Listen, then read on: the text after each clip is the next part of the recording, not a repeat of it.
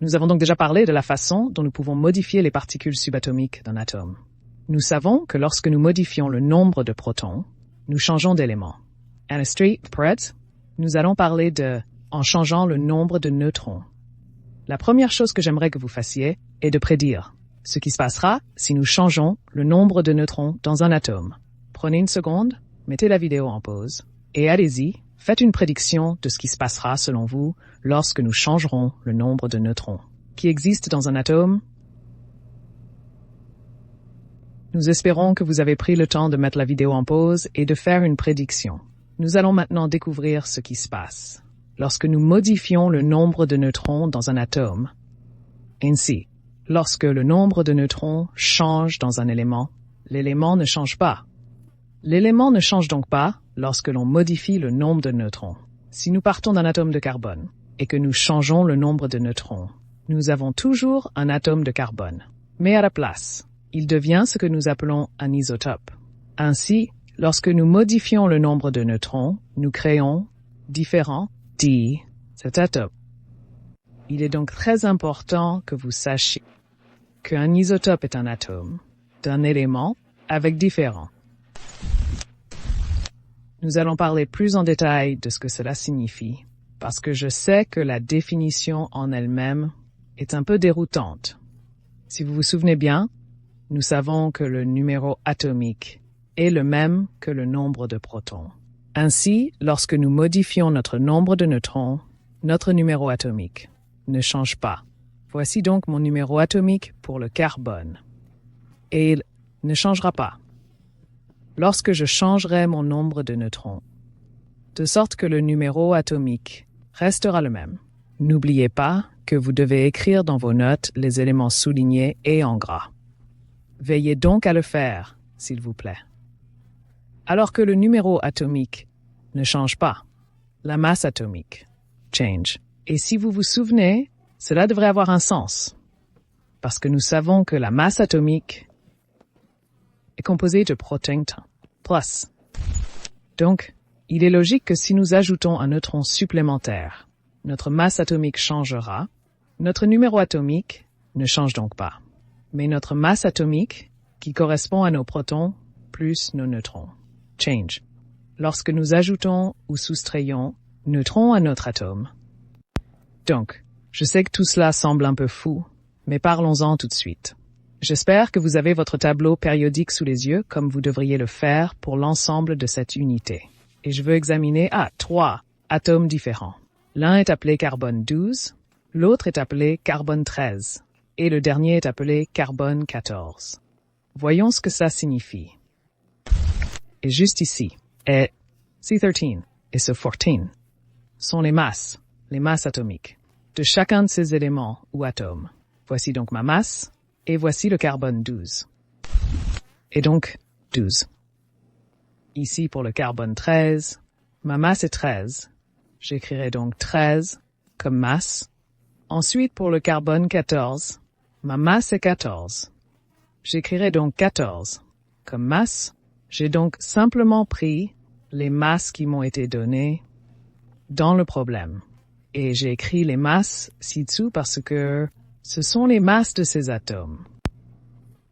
Examinons maintenant le carbone 12. J'ai 6 protons. C'est logique, car le numéro atomique du carbone est et le nombre de protons ne peut jamais changer. Mon nombre de neutrons, mais je ne sais pas. Rarity 2. Pour trouver le nombre de neutrons, je sais que les protons plus les neutrons sont égaux à ma masse atomique. Eh bien, si j'ai 6 protons plus mes neutrons, dont je ne sais pas combien ils sont, et que cela fait 12, je dois résoudre n. Et 6 plus 6, nous devrions le savoir, font 12. Le nombre de protons est donc de 6, et le nombre de neutrons est de 6. Nous allons maintenant aller de l'avant et dessiner nos électrons. Il y a donc 6 protons, ce qui signifie qu'il y a 6 électrons. Rappelez-vous, 2 vont dans la première coquille, et ensuite 4 iront dans la coquille à l'extérieur. Voici donc une belle image du carbone 12. Maintenant, j'aimerais prendre le temps d'examiner le carbone 13. Nous Savons que cet atome contient 7 neutrons. Eh bien, combien de protons avons-nous? N'oubliez pas que protons plus neutrons est égal à ma masse. Et si je sais que mes neutrons sont au nombre de 7, oups, qu'est-ce qui plus 7 fait 13? Eh bien, avec un peu de chance, vous savez, c'est 6. J'ai donc 6 protons, et assurons-nous que cela a un sens. Nous savons que le carbone doit toujours avoir combien de protons? 6, c'est ça? Parce que souvenez-vous, les protons sont ce qui définit nos atomes en tant qu'éléments spécifiques. Il est donc logique que nous ayons 6 protons, mais remarquez, comme nous sommes passés 6 neutrons à 7 neutrons, vous devriez aussi remarquer qu'il se passe quelque chose d'intéressant. Avec nos masses sont passées de 12 à 13. Eh bien, c'est logique, parce que nous avons ajouté un neutron. Nous sommes donc passés de 6 à 7 neutrons, puis nous ajoutons 1 à la masse. Nous sommes passés de 12 à 13. Voyons maintenant ce dernier problème. Il s'agit du carbone 14. Je sais que j'ai 6 protons, parce que le carbone a toujours 6 protons, et je veux trouver mon nombre de neutrons. Rappelez-vous que les protons plus les neutrons égale ma masse. Et ma masse pour cet atome est de 14. Je sais donc que 6 protons plus mon nombre de neutrons doivent être égaux à 14. En résolvant ce problème, j'espère que vous obtiendrez que n est égal à 8. Et à donc 8. Intéressant. Vous remarquerez donc, ici, que nous sommes passés de 7 neutrons à 8 neutrons. Nous sommes passés d'une masse de 13 à 14. J'espère que vous pouvez le voir ici. Je me suis rendu compte que j'avais fait une erreur, alors je vais revenir en arrière et la corriger. Je n'ai pas encore inclus mes électrons dans le carbone 13 ou 14. N'oubliez pas que mon nombre d'électrons est toujours égal à mon nombre de protons. Si j'ai 6 protons, alors je devrais avoir 6 beaux électrons, et c'est la même chose. Ici, vous remarquerez donc que nos protons sont restés les mêmes, que nos électrons sont restés les mêmes, et que la seule chose qui a changé, ce sont nos neutrons. Lorsque nous changeons de neutrons, notre masse atomique change. Ainsi, comme nous l'avons appris sur la diapositive précédente, les isotopes ou l'ajout ou la soustraction de neutrons sont importants parce qu'ils modifient la masse de l'élément. Lorsque nous indiquons qu'un isotope n'est pas typique, nous utilisons ce que l'on appelle forme. La forme symbole est représentée par le nom de l'élément ou un symbole. A a le trait d'union. Et la masse atomique. Cela peut sembler un peu confus, mais prenons un exemple. Nous avons ici le carbone. Cela signifie que mon atome est le carbone et que la masse du carbone, 14. Je pourrais aussi l'écrire C, car n'oubliez pas que c'est le signal du thread. Un autre exemple serait l'hydrogène 2. La masse atomique de cet hydrogène serait 2. Je pourrais aussi l'écrire Ch, 2, car n'oubliez pas que H est le symbole de l'hydrogène. Je vous demande de vous assurer que vous avez votre tableau périodique devant vous et nous allons examiner ces atomes pour voir si nous pouvons en tirer des informations importantes. Vous remarquerez que j'ai 8 protons, 8 neutrons et 8 électrons pour ce premier atome. Eh bien, nous savons que nous pouvons identifier l'atome en regardant le nombre de protons. Sur votre tableau périodique, trouvez donc l'élément qui a 8 protons. Génial. Vous devriez avoir trouvé que l'élément est l'oxygène. Je vais donc écrire merveilleux.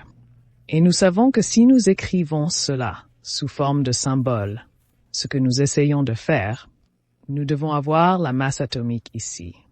Regardez-vous, la masse correspond à proton plus neutron. La masse atomique de l'oxygène est donc 8 plus 8, ce qui donne 6. On peut donc écrire oxygène 16, 6.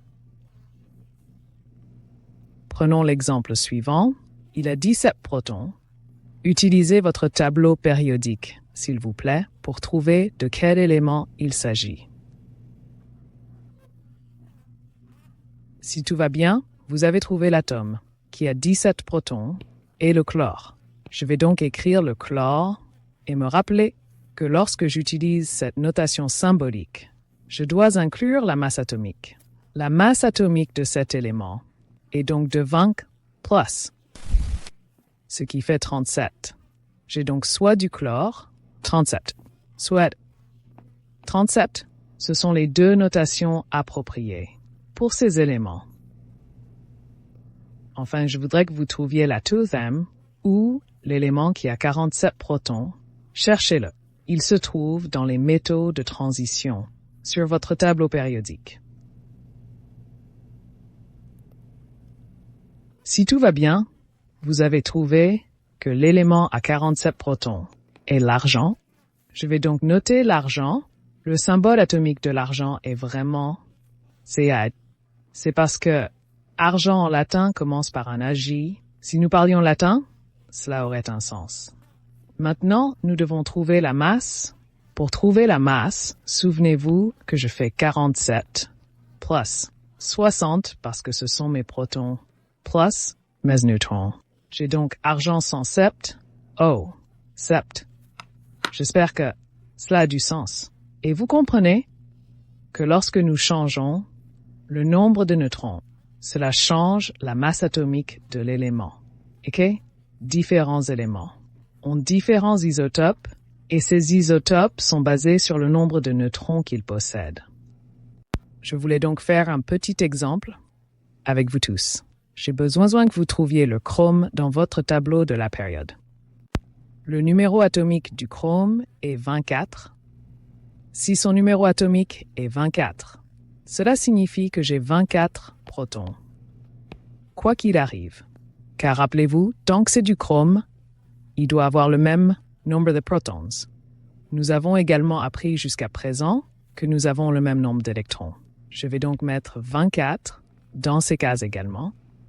Vous remarquerez que ces éléments ont des masses atomiques différentes.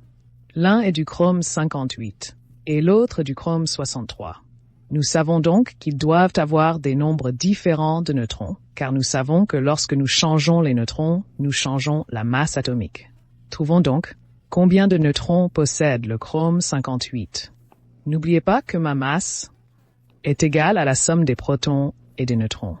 J'ai donc 58 est égal à mes protons, soit 24, plus mes neutrons que je ne connais pas. Pour trouver le nombre de neutrons, je vais faire 58 moins 24. Si j'ai bien calculé, vous devriez obtenir 34. Le nombre de neutrons du chrome 58 est donc de 34. Examinons maintenant le chrome 63, comme nous l'avons fait précédemment. Nous savons que les protons plus les neutrons égale ma masse atomique. Je sais donc que 24 plus mes neutrons égale 63. Je dois donc maintenant faire quelques calculs. Je dois faire 63 moins 24, ce qui donne 39. Donc, chrome 63 a 39 neutrons. Prenons un autre exemple. Voici le carbone 1213 et 14. Cet exemple ressemble beaucoup à celui que nous avons déjà étudié. Nous savons que le carbone a toujours 6 protons et toujours 6 électrons. Mettez la vidéo en pause et voyez si vous pouvez déterminer le nombre de neutrons. Le carbone 12, le carbone 13 et le carbone 14 ont. Mettez la vidéo en pause et essayez par vous-même. Si tout va bien, vous avez mis la vidéo en pause et vous avez pu découvrir que le carbone 12 a 6 neutrons, que le carbone 13 a 7 neutrons et que le carbone 14 a 8 neutrons. Nous allons prendre un dernier exemple. Cherchons l'azote dans le tableau périodique. Prenez une seconde et faites-le pour moi, s'il vous plaît. Lorsque vous avez trouvé l'azote, inscrivez le nombre de protons dans la case du nombre de protons. J'espère que vous avez appris que l'azote a 7 protons. Si l'azote a 7 protons, il doit donc aussi avoir 7 électrons. Mettez maintenant la vidéo en pause et déterminez, comme nous l'avons fait, le nombre de neutrons que nous avons pour l'azote 15, ainsi que pour l'azote 20.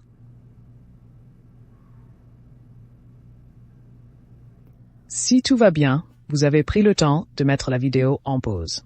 Et vous avez pu déterminer que l'azote 15 a 8 neutrons et que l'azote 20 a 13. Maintenant, dans vos notes, je veux que vous réfléchissiez. Avez-vous compris? Savez-vous ce qui se passe lorsque nous changeons le nombre de neutrons dans un atome? Allez-y, prenez une seconde et réfléchissez-y. Nous avons maintenant terminé d'apprendre dans ces notes ce qui se passe lorsque nous changeons le nombre de neutrons dans un atome.